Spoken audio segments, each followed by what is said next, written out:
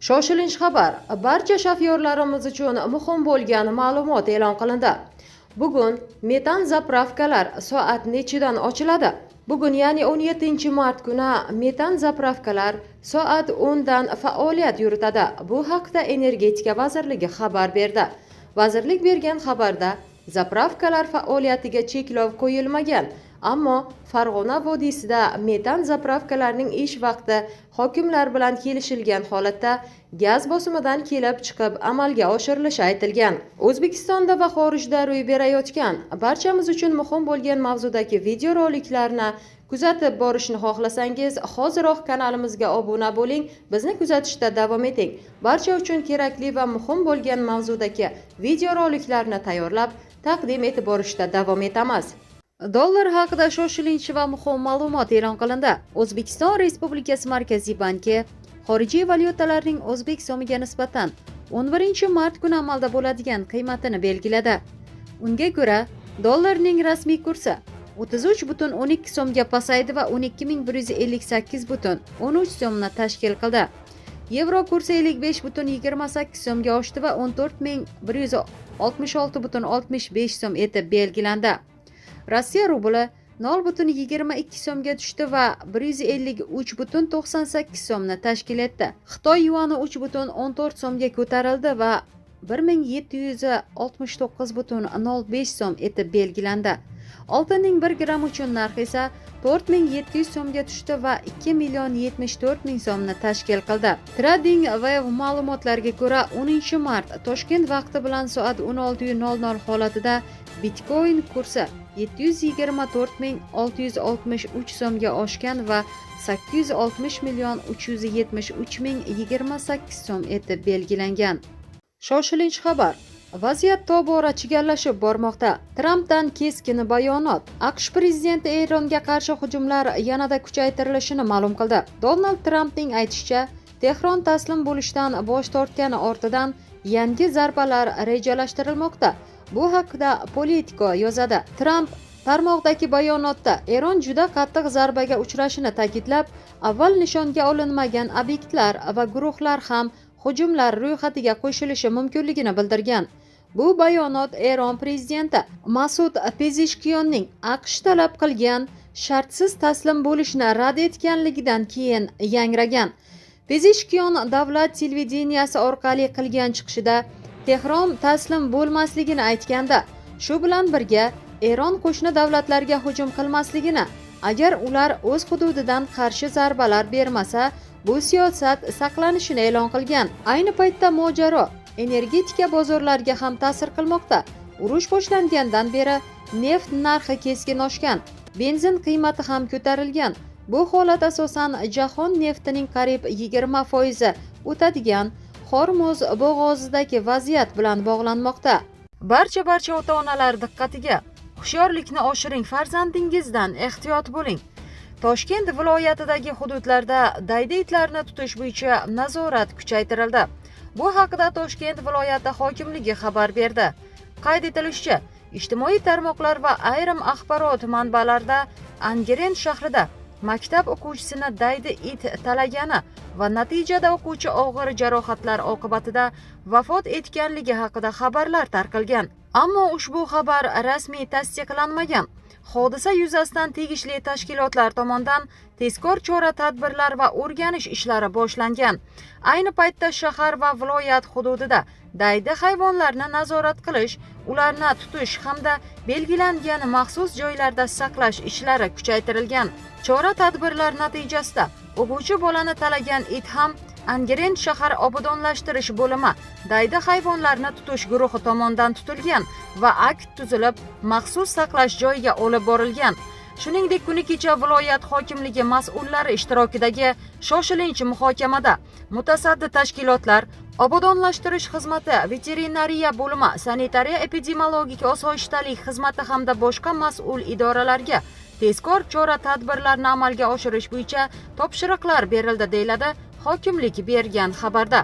Mazkur holat alohida nazoratga olingan bo'lib, jamoatchilik xavfsizligini ta'minlash borasida barcha zarur choralar ko'rilishi aytilgan. Ko'ngli bo'shlar ko'rishi tavsiya etilmaydi. Navoiyda dahshatli Fojia sodir bo'ldi. Navoiy viloyatining Ko'nmex tumanida quvib o'tish qoidalarini buzish sabab sodir bo'lgan yo'l transport hodisasi juda dahshatli bo'ldi. Bu haqida Millar dasturida xabar berildi. Ma'lum bo'lishicha, voqea joriy yilning 22-fevral kuni Ko'nmex tumanida sodir bo'lgan. Sabab sifatida haydovchilarning quvib o'tish qoidalarini buzish sabab deb ko'rsatilgan. Oqibatda 4 kishi vafot etgan.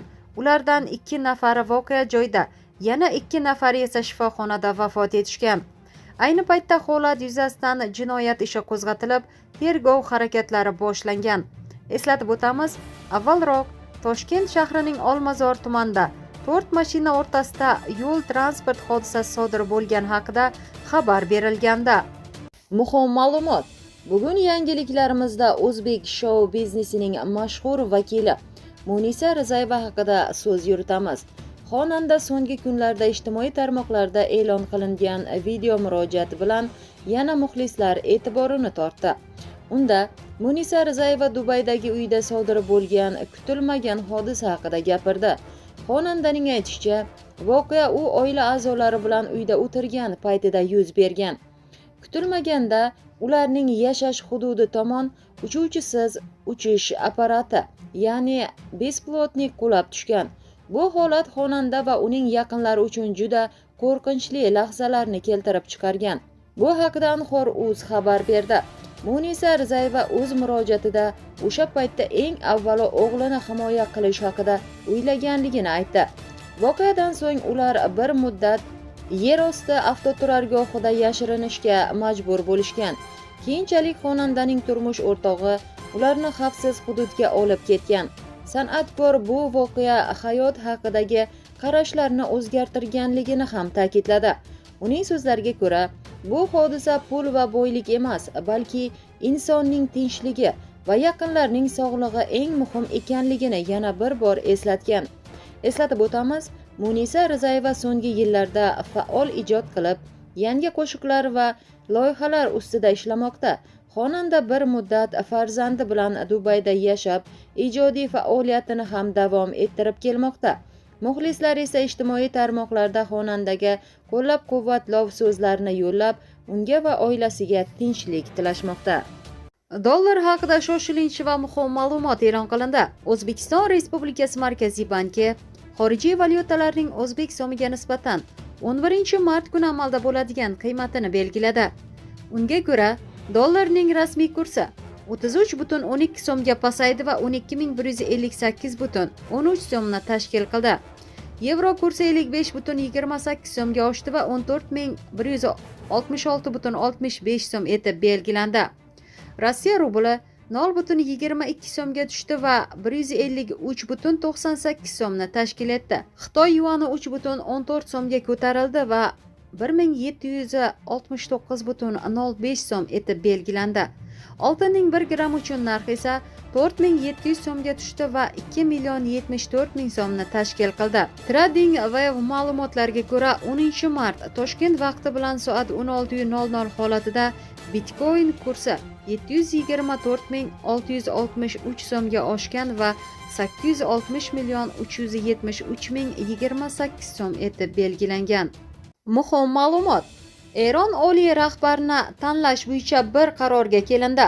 Eronda mamlakat oliy rahbarini saylash bo'yicha yakdillikka erishildi. Bu haqida 8-mart kuni ekspertlar kengashi a'zosi Muhammad Mehdi Mirboqiyri televideniya orqali qilgan chiqishida ma'lum qildi.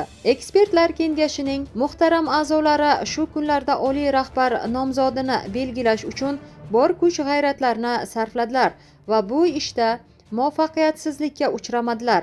Ko'pchilikning fikrini ifoda etuvchi qat'iy va yakdil to'xtamga kelindi, deydi u. Shunga qaramay, Mirboqiyri hali ham qilinishi kerak bo'lgan ayrim to'siqlar mavjudligini qayd etgan.